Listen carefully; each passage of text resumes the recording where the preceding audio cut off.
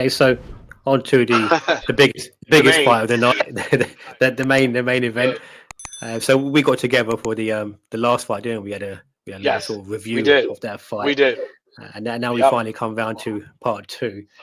So you know what you saw towards the end of the first fight. Do you Yes, I see did. that? Do you see that continuing to start off this fight? So they used to call these fights round 13. Now Yes, that's it. round 13 could mean a couple different things.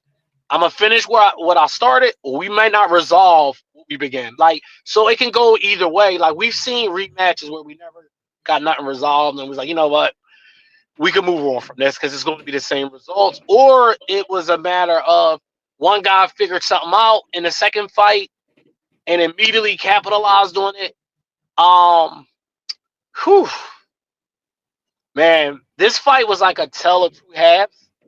I thought Bivol, like, for the first half of the fight, had the most control of the fight. Although Beterbiev was touching him, but it wasn't like with conviction, and it wasn't like load up, like it wasn't a towel. It was just here and there. He was picking him apart. Was certain not picking him apart. Was picking his shots. The respect level, people got to remember, because everybody's like, oh well, uh, Bivol, Bivol didn't open up, but Beterbiev didn't really open up either, because the respect there. We talked about counter punching early on. When you got two fundamentally sounded guys, they're not going to throw wild shots. I brought up Floyd Schofield earlier. He's not wired like these two guys, so he's going to open up and be vulnerable for those mistakes. These two guys here are always thinking about the shot that's going to land after the shot, or thinking about the shot that's going to land on them, that the shot that they're landing is always thinking about the step ahead, before you make the first step. So I think that the respect level of these two guys, we're never going to get a toe-to-toe or flat out ambush. I'm a blitz him and just go for broke like I did with some of these other guys. And also, Beterbiev is not just some Antonio Margarito, Julio Cesar Chavez type of fighter where I'm gonna throw 30 shots, hope 4 of them land while I'm eating 10 of yours. Like, he don't fight like that. So it's a gradual process. In Bivol, we all know how calculated he is. So I don't know if you're gonna get much of a difference in this fight. Is where I'm going with this phase. I think that, like, because of the styles and the respect that both of them have for one another, I don't think nobody's opening up. Like, see, fans got this thing in their mind where they just want to be right. So those who pick Beterbiev, hoping that he opens up and have some onslaught like he did against Joe Smith. And then the guys that pick Bivol is hoping that he has the fight that he had against Canelo. So these guys, they're not fighting for you. Like, the fans, I know it, I get it. They want these all out.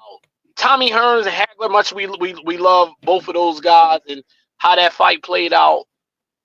If you go back in time, maybe Tommy Hearns don't fight the fight for it in that fight, and fight more of a movement, use some distance. Maybe it's a different fight. So I don't think you're gonna get Hagler Hearns in this rematch. I think Definitely it's not. another calculated. We back here on Monday morning, you and I, breaking down who really won this fight. So what I think is going to happen, two things I think is going to happen. I think it's either going to be a draw, or they're going to give Bivol the fight to even up the score, and then we might have to do this one more time. One of my questions was: do you think Bivol needs a stoppage after the scorecards in the first fight? But clearly, you think there could be No, a third fight already lined up. it's already lined up, because I just think that I don't. Can you see Bivol stopping Beterbiev? Like, what does that look like? Him stopping Well, Beterbiev? I What does that I even can't look see like? anyone knocking out Beterbiev, but I suppose a stoppage as is on his feet. But yeah, I don't see that happening either. But it's just whether Bivol feels that pressure that it goes to the scorecards. I ain't gonna And get I it. don't see, and I don't see Beterbiev knocking Bivol out. Now Yeah. there's a more higher probability of that happening. Like, we playing the laws of averages and percentages here. Of course, I'm gonna go with Beterbiev stopping Bivol versus, rather than vice versa. But I just think that both of them kind of like got a book on each other now.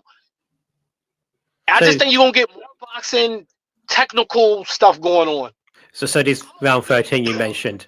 So you don't think Beterbiev is going to continue the way he ended the last fight, Mm-mm. and it would be able to sustain that as well. You know, he's 41 years old as well now. Can he sustain that pressure for another 12 rounds?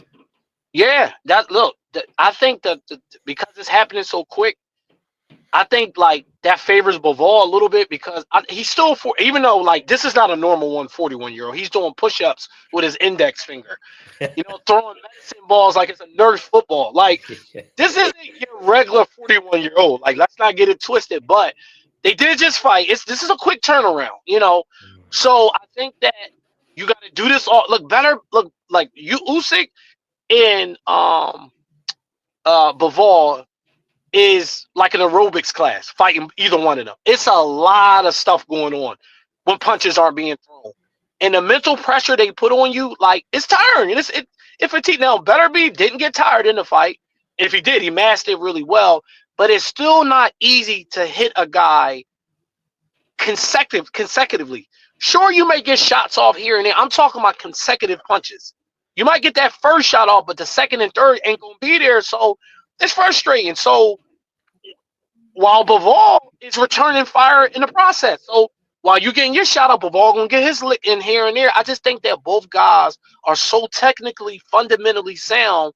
They just don't open up for mistakes. And I just think when you got guys like that, they don't fight. And it's crazy me saying about Beterbiev because he has a fan pleasing style. But in that particular fight, because we never saw what it looked like when he fought a technician like Bivol, he didn't go for broke and sell out. He didn't sell out, bro. And that's why I think it's going to be another tight-knit fight because I just don't think he's going to make careless. Like when Triple G fought Canelo, right? Triple G opened himself up to a lot of counter-punching. Like he walked into a lot of shots to try to get his shots off. Beterbiev don't fight like that. Totally two different styles. It's a lot more gradual, a lot more calculated. Like it's just different. But in the first fight, we saw Bivol. He had some success in those exchanges. Do you think? He did. So do you think in this fight he's going to risk exchanging more while risking getting clipped by Beterbiev in the exchange in an effort to win those rounds and win the fight on points? Is 1-2 jab reset, 1-2 jab reset, 1-2 jab reset. It's So always going to be a reset. They stuck to that. Go ahead, I'm sorry.